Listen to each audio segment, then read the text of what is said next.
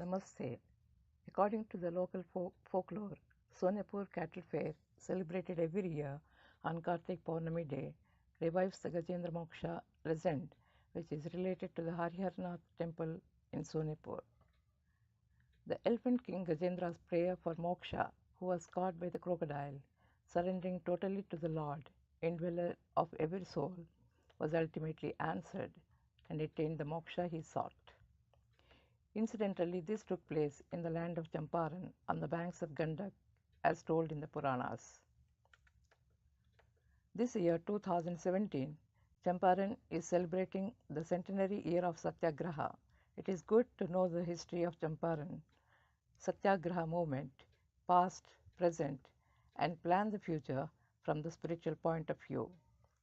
To celebrate with new enthusiasm and bring the desired change, starting with the twin interrelated work of reconstruction of India and national education, and redeem the oppressed humanity by setting an example of true democracy for India and for the world. Gandhi wrote in his autobiography about Champaran, the country thus had its first direct object lesson in civil disobedience. Let us start a new chapter for India and a model for the world with civil obedience essential for democracy to flourish.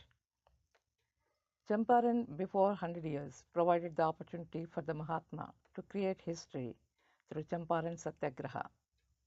Why he did what he did then, in his own words: what I want to achieve, what I have been striving for and pinning to achieve these 30 years is self-realization, to see God face to face, to attain moksha, the salvation. He declared, it is no exaggeration, but the literal truth, that in meeting with the peasants, I was face to face with God, ahimsa, and truth. Mahatma Gandhi, as he was selfless, pure soul, his Champaran Satyagraha was successful. He won the freedom for the country with the same moral strength and attained moksha for himself. Because of his faith in God and the scientific method he used, he won the freedom for the country. He proved that mountains can be moved with faith as little as a mustard seed. One of Gandhiji's major biographers, Tendulkar, writes, in Champaran, where the great sages in olden times used to do penance, Gandhi realized the mission of his life and forged a weapon by which India could be made free. Champaran, after 100 years of Gandhiji's successful Satyagraha experiment, as we see now, is one of the many villages that needs a change to become spiritual leader of the world, India destined to be for peaceful globalization, which is fast spreading yet in a confused state. In the words of Dr. Rajendra Prasad, who wrote Satyagraha in Champaran, dedicated to the oppressed humanity, the method the Gandhiji used to solve the riots problem in detail had a special mention of Gandhiji's saga to continue.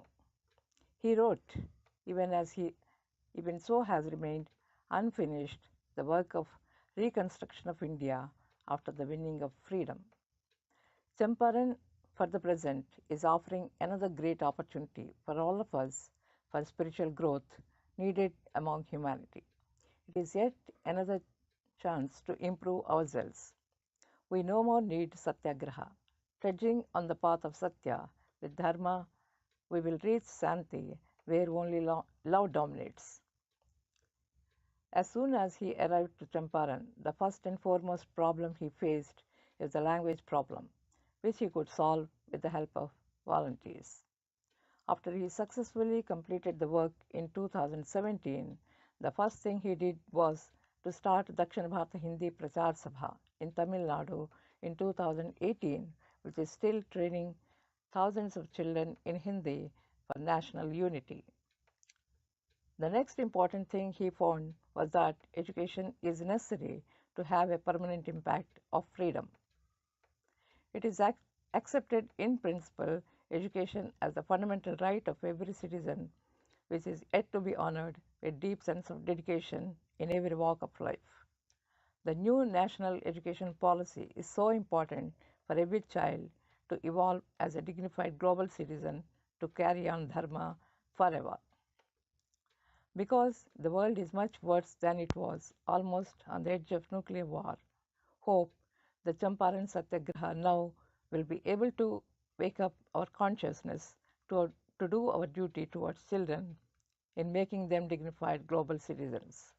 Once it happens, it is going to create peace on earth, and the intensity with which we must move in our journey now, with everyone on the boat, to achieve human rights without protest.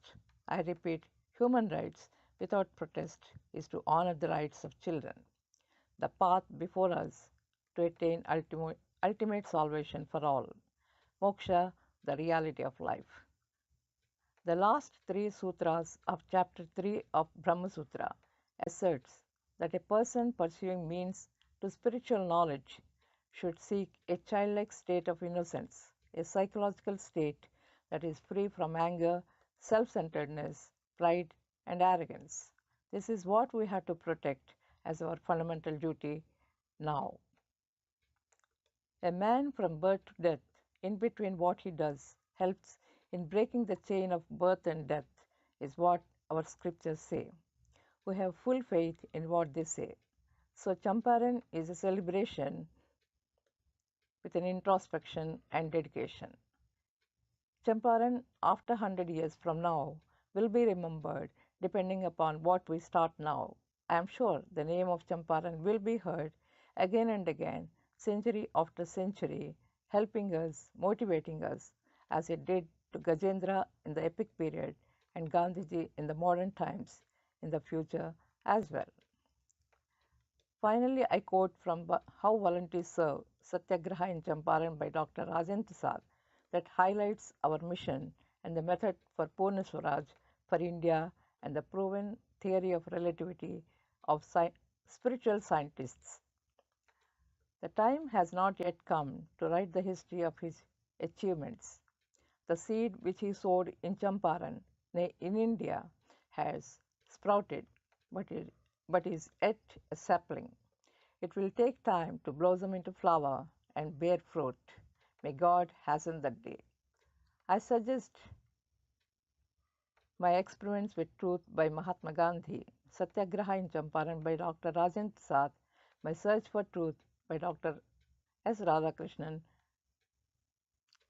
to read by everybody. I also read Nathuram Godse's Confession and the judge's comments when I felt it would have been averted if only he understood Gandhi fully. Mahatma Gandhi has carried on his frail shoulders a great deal of the burden of humanity, and now it was for them to stand together and share it. If millions of Indians could divide that burden and carry it successfully, it would be nothing short of a miracle. Satyameva Jayate. Jai Hind.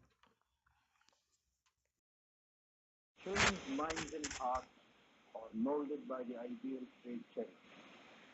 It is essential for them to have what is called the vision of greatness. We become what we behold. Greatness, as we view it, is not the result of strength of mind or wide learning. It cannot be attained by the weak in spirit. It is essentially the outcome of self-discipline. Nayam atma balahinena labhyah, na medhaya, na bahuna shrutena. Only by tyaga, self-denial, can we attain our goal. Nehru's whole life is distinguished by his devotion to peace, passion for freedom, boundless love and concern for children's welfare. Today, he is engaged in disciplining the nation's enthusiasm and energy for the defense of our freedom and territorial integrity. His freedom from prejudice, from any trace of fanaticism, the universality of spirit should be absorbed by our children. Deep in our nature is reverence for life. And this quality should be strengthened by the training we give our children.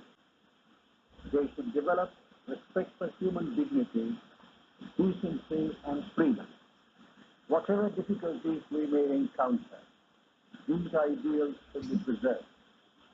All these years we have been engaged in obtaining for our children a higher and better future. We wish to give protection to the unprotected, wish to care for the poor who cannot help themselves. Democracy means that the weakest in the land should be provided with the opportunity for self-development.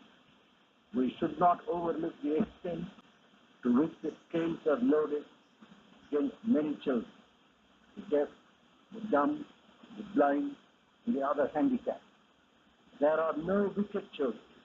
There are only unfortunate children, unhappy children, and we should do our best to help them by providing them the facilities for the improvement of their physical and mental health. We live today in a society which is democratic and competitive, where the position of a person is determined by striving, not by status, by work done, not by inheritance and privilege. Position now has to be achieved as a prize in a competitive struggle. It is our aim to build